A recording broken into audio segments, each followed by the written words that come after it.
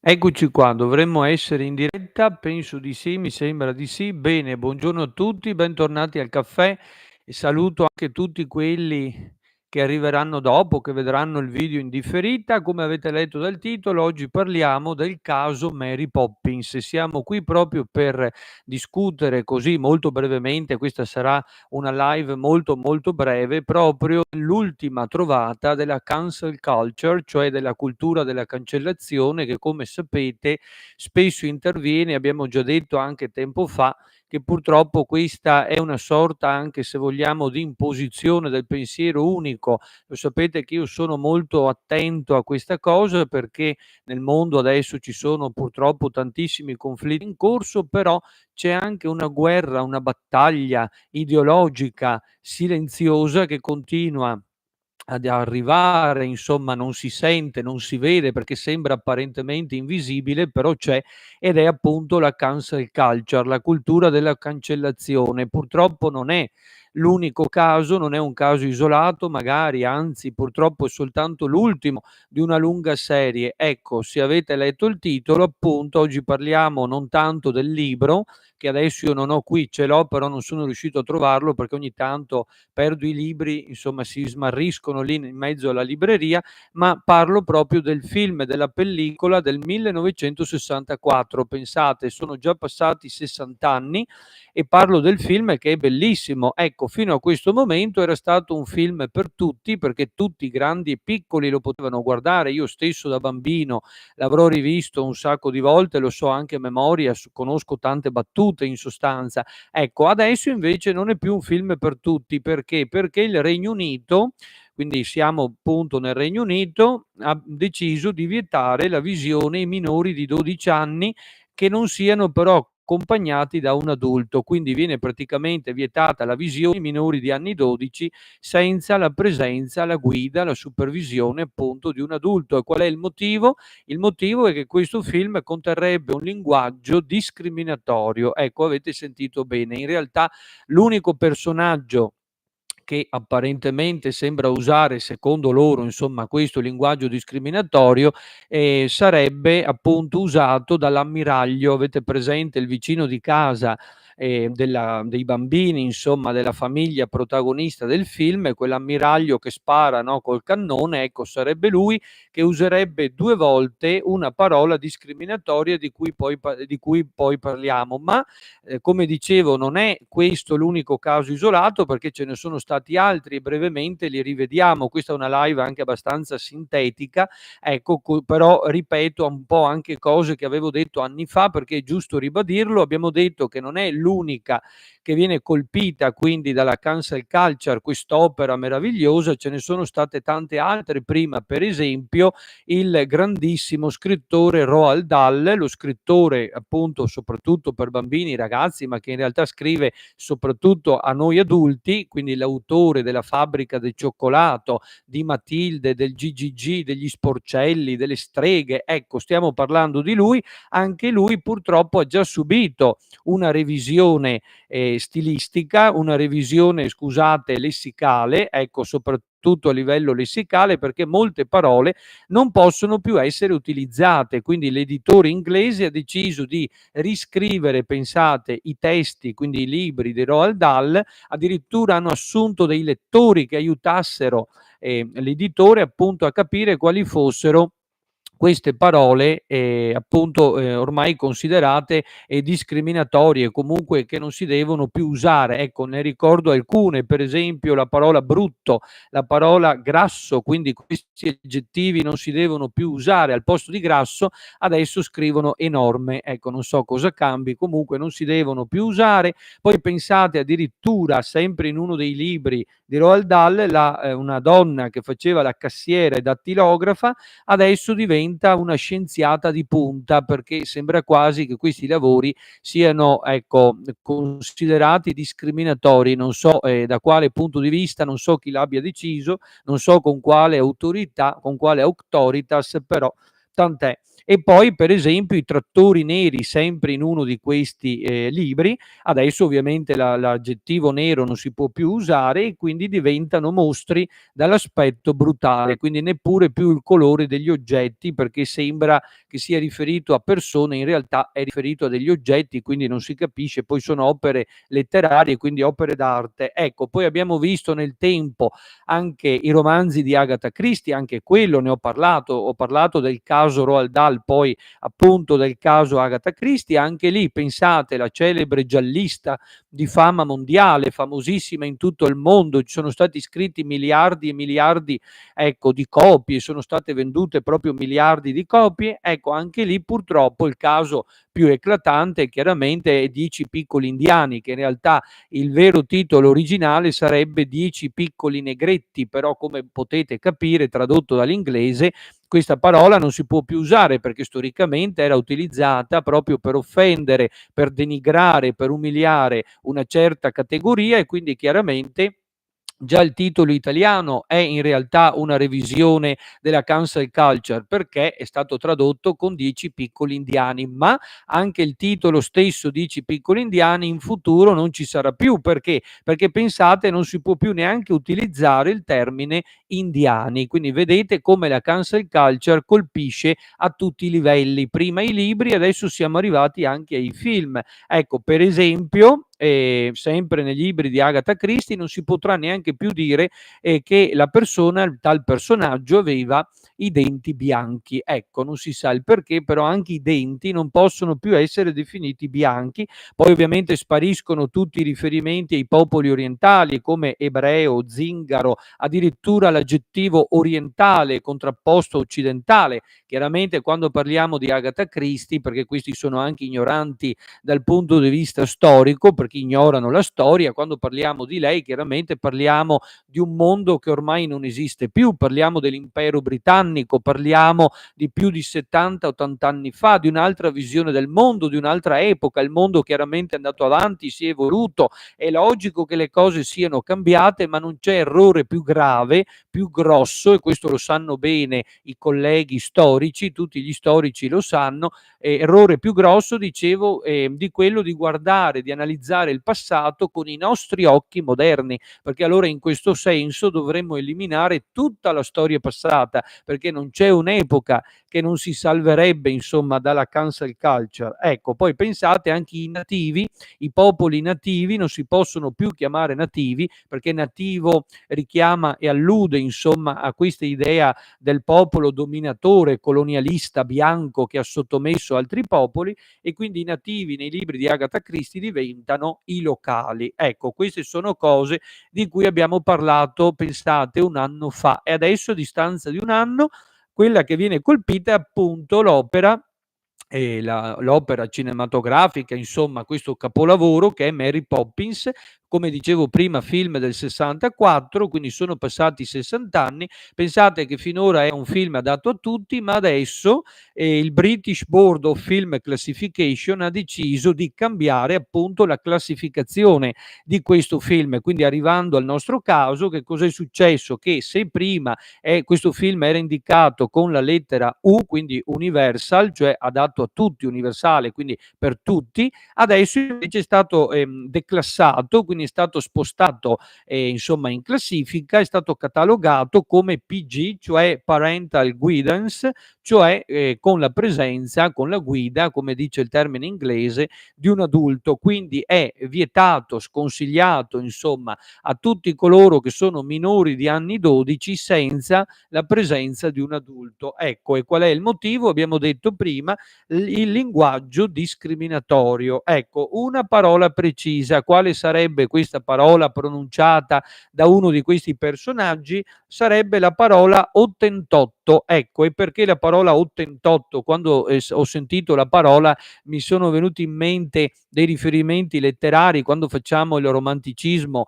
in Italia, no, del 1816, anche lì vengono chiamati alcuni ottentotti, ecco, però ne parleremo. Comunque questo termine ottentotto viene usato 2 volte per riferirsi agli spazzacamini. Sapete che quando nel film passano sono tutti sporchi di fuliggine, quindi sono ovviamente sporchi insomma, per la fuliggine appunto dei camini, e questo termine è considerato discriminatorio perché veniva usato storicamente, pensate, dai coloni olandesi, quindi parliamo, vedete anche qui sempre degli europei bianchi dominatori, colonialisti, quindi contro un popolo del Sudafrica, contro il popolo dei Khoikhoi.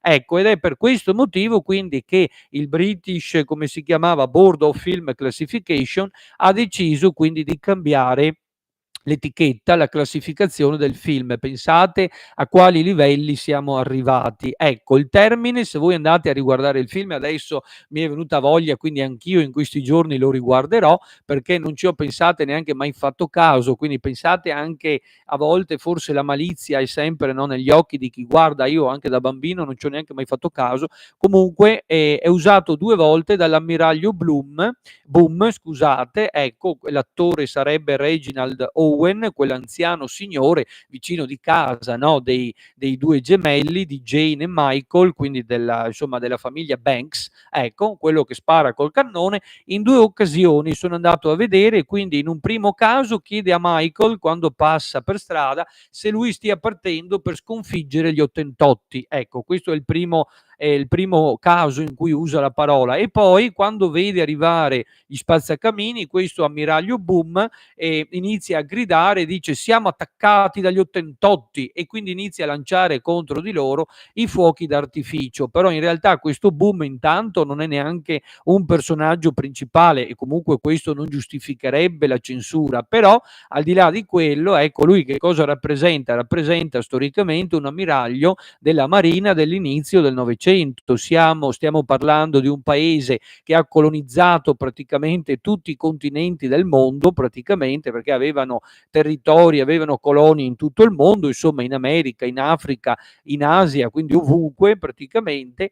E stiamo parlando di un altro mondo, di un'altra epoca, quindi non vedo assolutamente quale sia la ragione in realtà veramente valida, e soprattutto in base a quale criterio, a quale diciamo autorità abbiano deciso di fare questa cosa. Come potete capire e vedere, purtroppo viviamo in un mondo in cui non ci sono soltanto le guerre, quelle visibili, quelle drammatiche, spaventose, delle bombe, delle morti, che sono una cosa veramente abominevole, ma ci sono anche altri tipi, anzi c'è un altro tipo di guerra, di battaglia molto più subdola, molto più silenziosa, che è appunto questa, perché sembra apparentemente invisibile. Bisogna che ci siano le spie, no, che si accendono e che ve lo facciano presente. Ecco, su questo canale io vi farò sempre presente queste cose, perché secondo me sono molto, molto importanti. Ecco, in questo caso quindi è stato colpito questo film, ecco, quasi ci fosse, no, il desiderio, la volontà di eliminare tutto ciò che di malvagio, di negativo, di sbagliato ci sia stato in passato, ma noi da storici sappiamo molto bene che il più grosso errore è analizzare la storia con gli occhi della modernità. Ogni epoca ha le sue regole, ogni epoca ovviamente ha la sua visione del mondo. Se ci pensate, l'uomo in ogni epoca ha sempre interpretato e letto la realtà secondo la propria idea, secondo le proprie credenze, la propria cultura, la propria anche sensibilità, più o meno sviluppata che fosse. Chiaramente noi non necessariamente dobbiamo condividere, però vedete a che cosa serve la cultura, a che cosa servono i docenti, quelli veri, servono proprio a questo, a istruirci, a darci le coordinate e soprattutto a darci gli strumenti per capire e comprendere che tra conoscenza e condivisione c'è un abisso. Io non conosco, non studio per condividere obbligatoriamente, io conosco per comprendere. Poi sta a me decidere se condividere o meno. Faccio un esempio banalissimo: quando io studio un quadro non necessariamente mi deve piacere, non necessariamente diventerà il mio quadro preferito, magari quel pittore, quell'autore non sarà il mio pittore appunto del cuore, ma conoscere mi serve per capire, per comprendere i motivi che hanno spinto l'autore a fare proprio quel quadro, a produrre proprio quell'opera, ma non necessariamente la devo condividere. Studiare una religione oppure studiare un popolo, una cultura, perché più avanti, vi anticipo, parleremo anche di antropologia, quindi ho intenzione di parlare per esempio di Margaret Mead, quindi parleremo anche di altri popoli, di altre culture, perché secondo me anche questo può essere un argomento interessante, ma studiare, ripeto, religioni, culture diverse, popoli, non significa condividerne le idee o condividerne i valori o le ideologie, assolutamente no. Se io sono appassionato di comunismo sovietico, socialismo sovietico, di nazismo o di fascismo dal punto di vista storico, non significa assolutamente condividere quegli ideali o quelle ideologie, significa volerle comprendere, volerle capire, voler cercare proprio di andare a fondo e capire come siano stati possibili determinati abomini nel corso della storia, ma non significa e non c'è assolutamente alcuna necessità di cancellare quei ricordi e soprattutto quel pezzo di storia. Anzi, secondo me, quella storia deve essere un monito, ci deve sempre ricordare da dove siamo arrivati, quanta strada abbiamo anche fatto per arrivare in questi posti, per arrivare finalmente ad una società diversa, più libera, più aperta, più tollerante, democratica e così via. Quindi in realtà tutte queste cose vanno preservate. Anche questo film, pensate per esempio a Via col Vento, anche lì chiaramente si usa un linguaggio particolare, c'è una scena in cui, se non ricordo male, anche una delle schiave viene picchiata. Ecco, è ovvio, chi condivide adesso un atteggiamento di quel tipo? Spero nessuno, è chiaro, ma quel film è un film anche storico, perché rappresenta la fotografia di un'epoca, di una storia che è completamente diversa, distante ormai anni luce, seppure siano passati appena 200 anni, ecco, poco più, poco meno, però non tantissimo, ecco, ma non significa condividere quelle cose, quelle idee, ma sono una fotografia, sono un monumento culturale che devono comunque essere ricordati, altrimenti, secondo questo principio, io dovrei distruggere praticamente tutto, dovrei abbattere le piramidi perché costruite dagli schiavi, abbattere il Colosseo perché lì dentro si sono massacrati migliaia e migliaia di persone, dovrei distruggere tutti gli edifici costruiti dal fascismo, dal nazismo, dal socialismo sovietico, dovrei distruggere praticamente tutto. Non parliamo poi del Medioevo, di tutte le atrocità che sono state commesse anche dopo, non soltanto nel Medioevo. Ecco, quindi veramente secondo me è una cosa folle. Ecco, poi per citarne un'altra, così in questo video riassumo un po' tutto, se vi ricordate l'anno scorso, era il marzo del 2023, quindi è proprio passato un anno, a Tallahassee in Florida, ecco a Tallahassee, quindi città della Florida, una professoressa, una docente di scuola media che stava facendo vedere delle foto artistiche, cioè di storia dell'arte, foto del Davide di Michelangelo, ecco, è stata licenziata, per esempio. Perché? Perché alcuni genitori sono andati a lamentarsi con la direzione, insomma, della scuola, e hanno preteso quindi che si facesse qualcosa. L'insegnante è stata licenziata perché i genitori hanno ritenuto, pensate, il Davide di Michelangelo, il nostro Davide di Michelangelo, che è patrimonio dell'umanità, perché è un'opera straordinaria, bellissima, rappresenta proprio l'ideale, no, di perfezione. Voi andate a vederlo, non so se l'avete visto dal vivo e rimanete così, rimanete incantati, è bellissimo, però è stato definito pornografia. Ecco, non dico altro, non serve commentare, vi siete già, insomma, ci siamo già capiti, vi siete già risposti. Ecco, se non è ignoranza questa, non so che cosa sia e non so come definirla, però è stato ritenuto, pensate, pornografia, era sui giornali, quindi non mi invento nulla, ed è stata licenziata la docente perché? Perché nello Stato, secondo le regole appunto dello Stato, per mostrare certi tipi di immagini, quindi soprattutto se anche appunto a sfondo pornografico o comunque sessuale, il docente deve prima chiedere il permesso e l'autorizzazione, insomma, dei genitori o della scuola, insomma, serve l'autorizzazione per poter appunto far visionare queste immagini. Però anche qui chi decide che cosa è pornografia e che cosa non lo sia, sulla base di quale autorità e di quali criteri poi viene definito il Davide di Michelangelo pedopornografia. Non ne ho assolutamente la minima idea, però per farvi capire a quali livelli folli possiamo appunto arrivare. Quindi la cultura della cancellazione mira proprio a questo, in nome di questa come posso dire, inclusione, rispetto per le minoranze, che ovviamente inclusione e rispetto per le minoranze sono sacrosanti, assolutamente, ma in nome di questo e per evitare che qualcuno si possa offendere, ecco che stiamo riscrivendo la storia, stiamo edulcorando la storia e stiamo cancellando il nostro passato. Ecco, ricordo una frase celeberrima di Primo Levi, quindi non l'ultimo arrivato, ma Primo Levi, che è direttamente coinvolto, come ben sapete, no, nell'olocausto e quindi nella deportazione degli ebrei verso i campi di concentramento. Quindi proprio lui ha detto che chi non ha memoria del proprio passato prima o poi è destinato a riviverlo. Ecco, quindi se l'ha detto lui, io due conti me li farei. Ripeto, c'è un'enorme differenza tra conoscere la storia, conoscere il passato e condividerne gli ideali o le ideologie. Sono due cose completamente diverse. Ecco, sono veramente due cose agli antipodi, l'una non implica l'altra in sostanza. Ecco.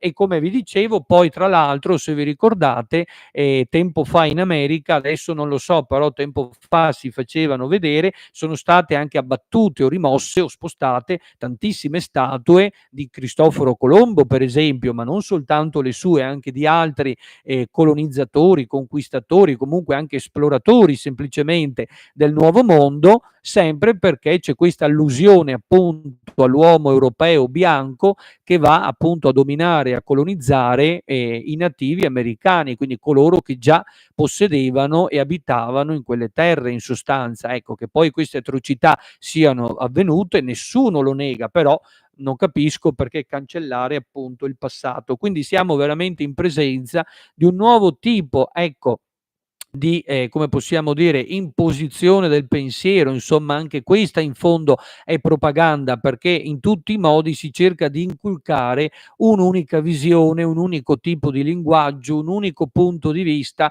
un unico pensiero in nome di questa inclusione, di questa sensibilità per evitare che qualcuno si offenda. Ecco, ditemi voi che differenza c'è se io leggo, che un personaggio sia enorme anziché grasso. Non riesco a capire, anzi secondo me enorme è ancora peggio di grasso, perché enorme dà l'idea più di una cosa mastodontica, no, tipo elefante, non lo so. Ecco, a me sembra addirittura peggio, però per carità, ecco, noi siamo qui proprio per riflettere, per porre sempre domande e soprattutto per tenere sempre aperta la nostra mente. Ecco, io dico che non dobbiamo assolutamente avere paura delle parole, questo è l'invito, insomma, che faccio a tutti voi, soprattutto i giovani, i giovanissimi, i ragazzi, agli studenti. Ecco, non dovete avere paura delle parole. Le parole sono tutte importanti, tutte utili, perché dipende poi, l'unica differenza è come vengono usate e come noi le usiamo, perché se io le utilizzo per esempio per inserirle in un'opera d'arte, l'arte per me dovrebbe essere libera di esprimersi a 360 gradi, chiaramente non deve incitare all'odio, è logico, su questo siamo tutti d'accordo, no? Esiste la libertà, però ci sono anche dei limiti, certo, nessuno lo nega, ma dovremmo essere liberi di usare le parole, poi dobbiamo stare attenti a come le operiamo, ma non capisco perché andare a cancellare soprattutto le parole del passato. Ecco, sta a noi quindi usarle nel modo corretto, perché voi capite che quando qualcuno poi si assume la responsabilità e soprattutto anche, come posso dire, il potere di decidere quali parole siano adatte e quali no, ecco, diventa un gioco molto pericoloso secondo me, perché sulla base di quale autorità tu ti sei, dato questo potere, come hai deciso insomma, no, su quali basi, chi ti ha dato questa facoltà. Ecco, quindi secondo me, non è, ecco, una cosa affatto, come posso dire, giusta, ma soprattutto non è una cosa, di cui star tranquilli insomma. Ecco, io mi preoccuperei e mi preoccuperei anche molto. Quindi la domanda che vi lascio è proprio questa: è giusto e si può edulcorare, revisionare, riscrivere il passato, la nostra storia? Secondo me No. Ecco, io vi lascio adesso perché il mio tempo a disposizione è scaduto. Ricordiamoci dunque l'ultima opera, l'ultimo film in questo caso ad essere stato oggetto della cancel culture purtroppo è il celebre Mary Poppins, quindi questo celeberrimo film del 1964. Io vi saluto, grazie per l'attenzione e ci vediamo alla prossima. Ciao a tutti, buona giornata.